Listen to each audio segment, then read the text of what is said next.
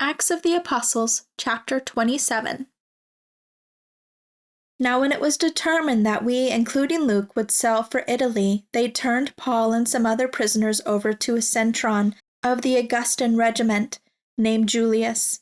And going aboard a ship from Adramyttia, which was about to set sail for the ports along the west coast province of Asia Minor, we put out to sea, and Aristarchus, a Macedonian from Thessalonica, accompanied us. The next day we landed in Sidon, and Julius, treating Paul with thoughtful consideration, allowed him to go to his friends there and be cared for and refreshed.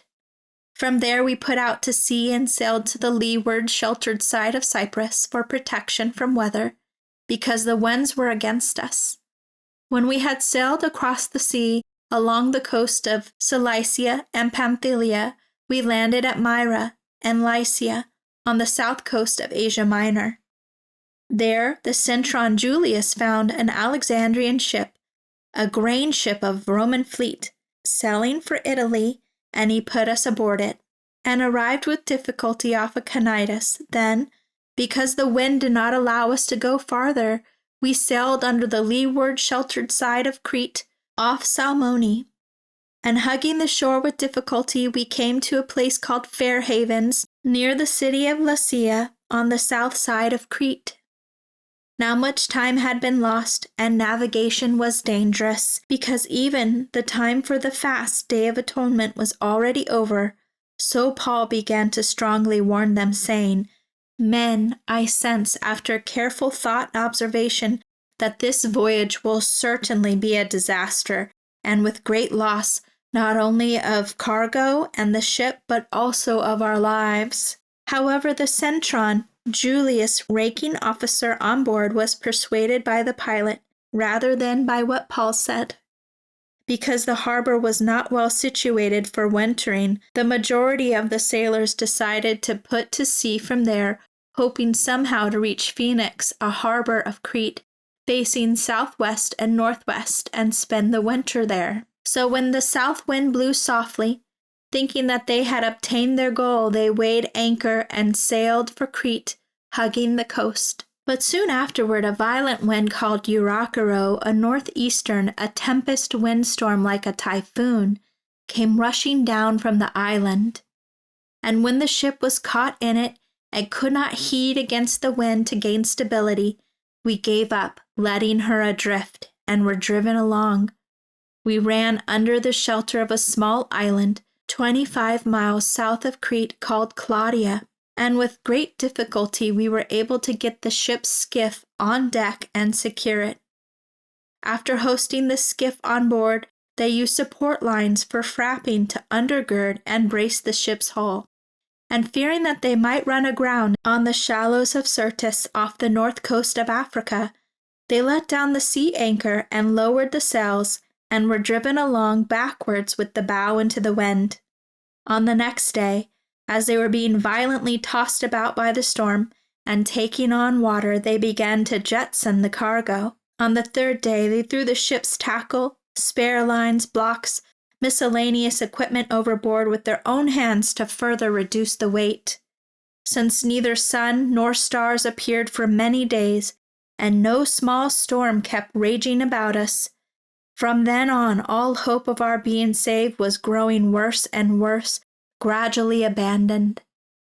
After they had gone a long time without food because of seasickness and stress, Paul stood up before them and said, "Men, you should have followed my advice and should not have set sail from Crete and brought on this damage and loss. But even now, I urge you to keep your courage and be in good spirits, because there will be no loss of life among you, but only loss of the ship. For this very night an angel of the God to whom I belong and whom I've served stood before me and said, 'Stop being afraid, Paul.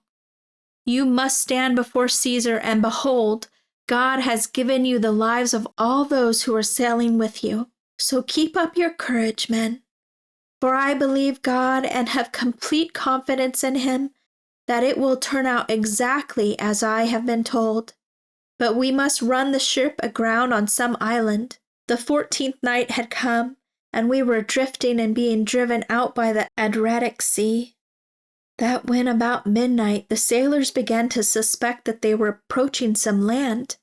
So they took soundings using a weighted line and found the depth to be 20 fathoms, 120 feet, and a little farther on sounded again and found the depth to be 15 fathoms, 90 feet.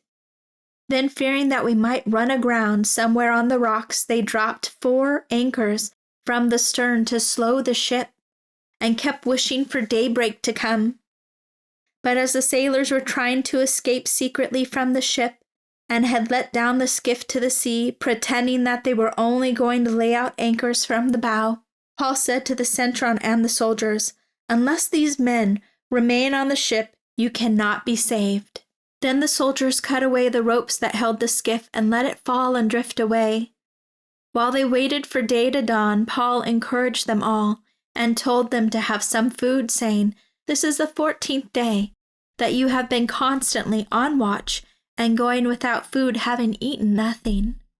So I urge you to eat some food, for this is for your survival, for not a hair from the head of any of you will perish." Having said this, he took bread and gave thanks to God in front of them all, and he broke it and began to eat. Then all of them were encouraged, and their spirits improved, and they also ate some food. All told, there were 276 of us aboard the ship. After they had eaten enough, they began to lighten the ship by throwing the wheat from Egypt overboard to the sea. When day came, they did not recognize the land, but they noticed a bay with a beach, and they decided to run the ship ashore there if they could. So they cut the cables and severed anchors and left them in the sea, while at the same time unlashing the ropes of the rudders, and after hoisting the foresail to the wind, they headed steadily for the beach. But striking a reef with waves breaking in on either side, they ran the ship aground. The prow forward point struck fast and remained immovable, while the stern began to break up under the violent force of the waves. The soldiers' plan was to kill the prisoners so that none of them would dive overboard and swim to land to escape. But the centurion, wanting to save Paul, kept them from carrying out their plan. He commanded those who could swim to jump overboard first and get to shore, and he commanded the rest to follow, some on floating planks and others on various things from the ship. And so it was that all of them were brought safely to land.